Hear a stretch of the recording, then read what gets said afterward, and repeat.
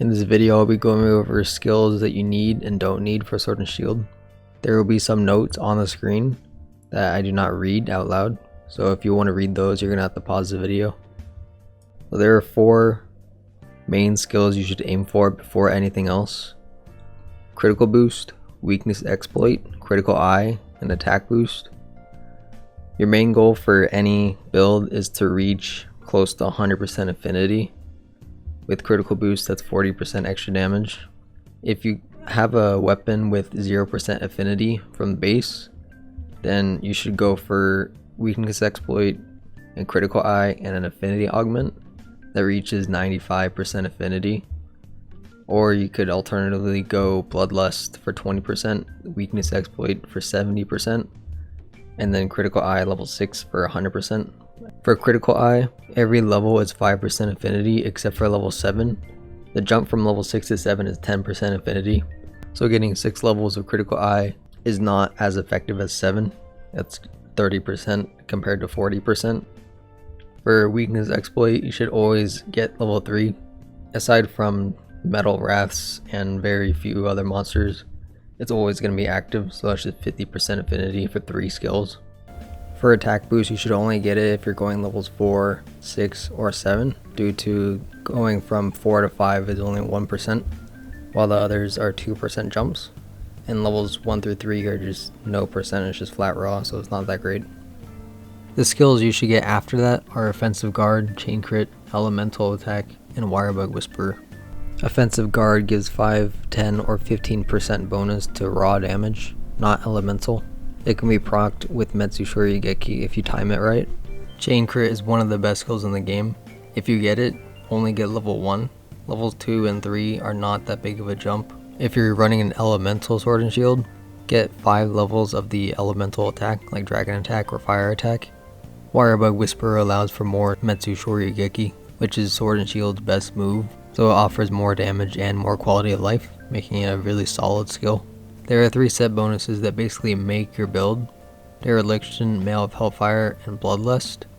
These have drawbacks, that's why I'm not putting them as first or second priority, but if you do use them, they are first priority, because Dereliction is the best skill in the game, damage wise.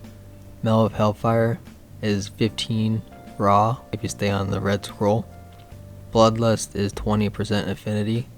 While you have Bloodlust, it's evade window 2, constitution 2, and 10 raw. After you get rid of it, it's 20% affinity for a minute, and then after a minute, you get the blight back, and it repeats the cycle. Resentment is also a first priority if you're using Dereliction, but it comes with Dereliction, so you don't really have to slot in that much. Each level is the same bonus, so there's no real cap to what you should go to, just however much you can fit without sacrificing too much. If you want to work with a gimmick skill, Hellfire Cloak, Resuscitate, and Coalescence all go together very well. Coalescence and Resuscitate also goes with Bloodlust, but it's not active nearly as much as with Hellfire Cloak. If you do use this, aim for Coalescence level 1, Resuscitate level 3, and Hellfire Cloak level 4. If both are active, then it's 32 raw. Sharpness skills like Handicraft, Master Touch, and Protective Polish are completely situational depending on what you're using. The only 2 Sword and Shields that don't even use them at all is Ninja Sword and Valstrax. Use Protective Polish if you only have a sliver of white or a sliver of purple. Use Handicraft if you're on white and trying to reach purple. Use Master's Touch 3 if you have lots of white or lots of purple and high affinity. Razor Sharp is basically a worse version of Master's Touch. Grinder S is a gimmick skill that only works on very few Sword and Shields. It is really good if you can activate it all the time, but it does take a lot of micromanaging to keep it up.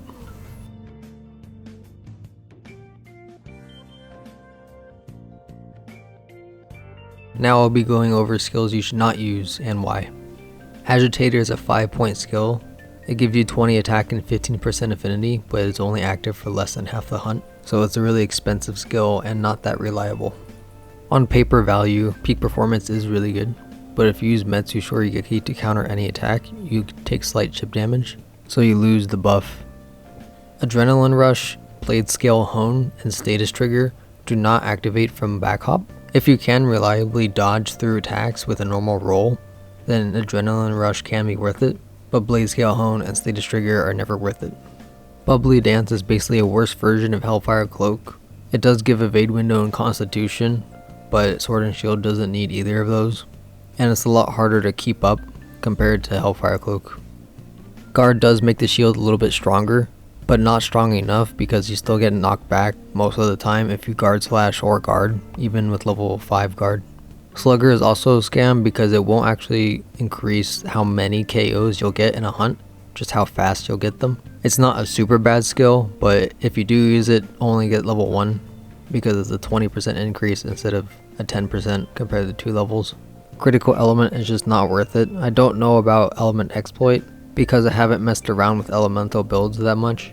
Foray is just bad because poison doesn't last long aside from Kushaladora and Basarios. Maximum Might gives affinity a few seconds after your stamina reaches max, but Metsushori Geki and backhopping deplete stamina, so it won't be active that much. Backhop is not affected by Evade Extender or Evade Window. The skills aren't that bad themselves, but Sword and Shield relies on backhop a lot. Any quality of life skill is really just up to you if you want to use them or not. Defiance is insanely good, especially since it's a level 1 decoration.